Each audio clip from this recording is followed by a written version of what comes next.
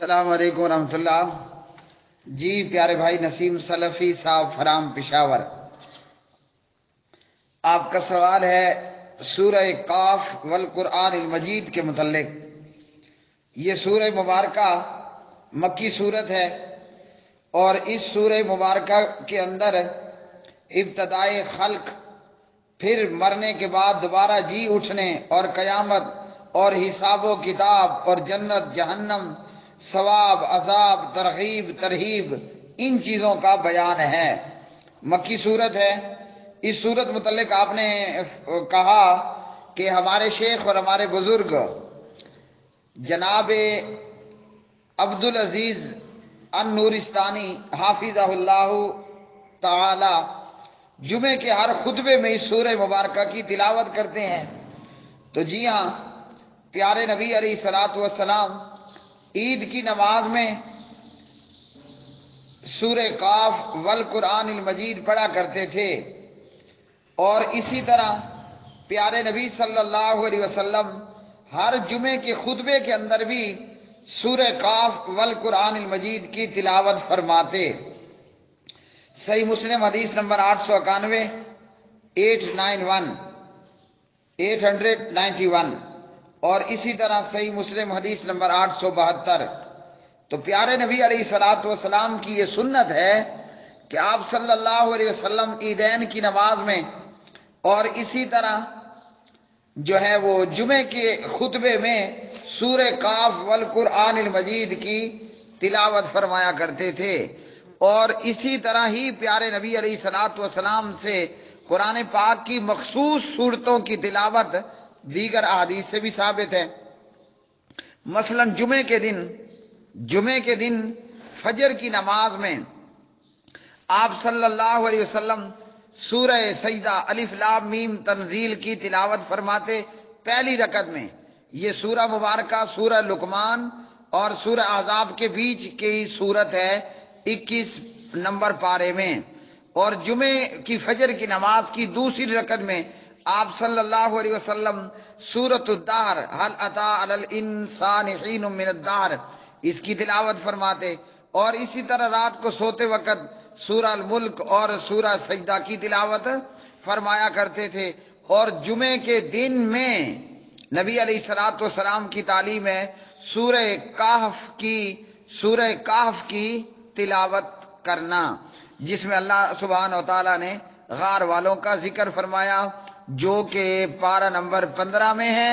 اور اس کا کچھ حصہ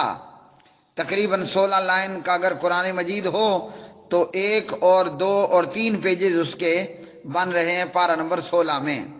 تو یہ مختلف نبی علیہ الصلوۃ والسلام کی جو ہے وہ قرآن مجید کی صورتوں کے حوالے سے کچھ ترتیب ہے کہ جو کہ پیارے نبی صلی اللہ علیہ وسلم کی سنتوں میں سے چند سنتے ہیں۔ انہی میں جمعے کے خطبے کے اندر قاف والقرآن المجید کی تلاوت کرنا، کہ اللہ سبحانہ و تعالیٰ نے فرمایا قسم ہے قرآن پاک کی، قرآن مجید کی۔ تو یہ سنت ہے، اور اس سنت پر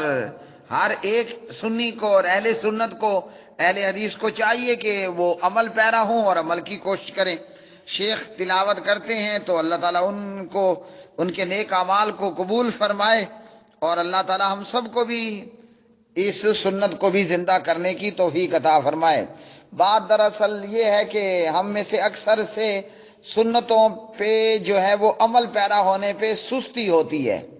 ورنہ اہل علم ہر ایک جانتا ہے کہ قاف والقرآن المجید کا خطبہ جمعہ میں تلاوت کرنا سنت ہے، جمعے کے دن سورہ کہف کا پڑھنا سنت ہے، رات میں سورہ الملک کا سجدہ کا پڑھنا سنت ہے، اور اسی طرح جمعے کی نماز میں سورہ الف لام میم تنزیل السجدہ کا اور سورۃ الدہر کا پڑھنا سنت ہے، اور جمعے کی نماز میں اسی طرح جو ہے وہ سورۃ الاعلیٰ کا پڑھنا اور سورۃ الغاشیہ کا پڑھنا، تو یہ بھی سنت ہے۔ اصل یہ ہے کہ سستی ہوتی ہے۔ مثلا اگر میں خطبے میں قاف والقرآن المجید نہیں پڑھتا تو یہ میری سستی ہے، اور اگر کوئی دوسرا جمعے کے دن میں سورہ کہف کے پڑھنے کا اہتمام نہیں کرتا تو سستی ہے۔ اور سنت کے تعلق سے بھی سستی کا ارتکاب نہیں کرنا چاہیے۔ جہاں تک رہ گیا معاملہ کہ اگر ہم کاف والقرآن المجید پوری پڑھیں گے تو ریکارڈنگ اور کیسٹ زیادہ ہو جائے گی، تو اس کا بھی حل ہے۔ اس کا حل یہ ہے کہ کچھ نہ کچھ سورہ کاف والقرآن المجید کی آیات بھی خطبہ جمعہ میں پڑھ لی جائیں۔ مثلا ایک بندہ اپنی ترتیب بنا لے کہ ایک جمعے میں اس نے 10 آیتیں کاف کی تلاوت کر لی یا 5 کر لے، آئندہ جمعے میں اس سے اگلی 5، اس سے اگلی 5، تو تھوڑا بہت 100% تو نہیں لیکن کچھ نہ کچھ 20، 10 اور 40، 50% سنت پر ساتھ ساتھ عمل ہوتا رہے گا۔ ہر ایک کو چاہیے کہ پیارے نبی علیہ السلام کی ہر ثابت شدہ سنت کو جو صحیح سنت کے ساتھ ثابت ہو اس پہ عمل کرے، بھلے پورے کا پورا عمل نہ ہو سکے لیکن چند قدم اور چند ہاتھ تو اس پہ عمل کرنے کی کوشش کرنی چاہیے۔ اور اسی طرح یہ معاملہ سنت کا ہے، اب اس کا فرض کا درجہ نہیں ہے، اس لیے اگر شیخ النورستانی حافظہ اللہ پڑھ رہے ہیں تو قابل تحسین ہے کہ وہ سنت پہ عمل پیرا ہیں، اور اسی طرح اگر کوئی دوسرا شیخ نہیں پڑھ رہا تو اس نے سنت کو چھوڑا، فرض واجب کو ترک نہیں کیا۔ بہرحال اہتمام کرنے کی حد تک ہم سب کو چاہیے کہ پیارے نبی علیہ الصلوۃ والسلام کی ان پیاری پیاری میٹھی میٹھی سنتوں کا اہتمام کریں، اور وقتاً فوقتاً ان سنتوں کو بھی اجاگر کرتے رہیں، اور ان چھوڑ دی گئی سنتوں کو بھی اپنے عمل میں لا کر انہیں زندہ رکھنے کی کوشش جاری اور ساری رکھنی چاہیے۔ وما علینا الا البلاغ المبین۔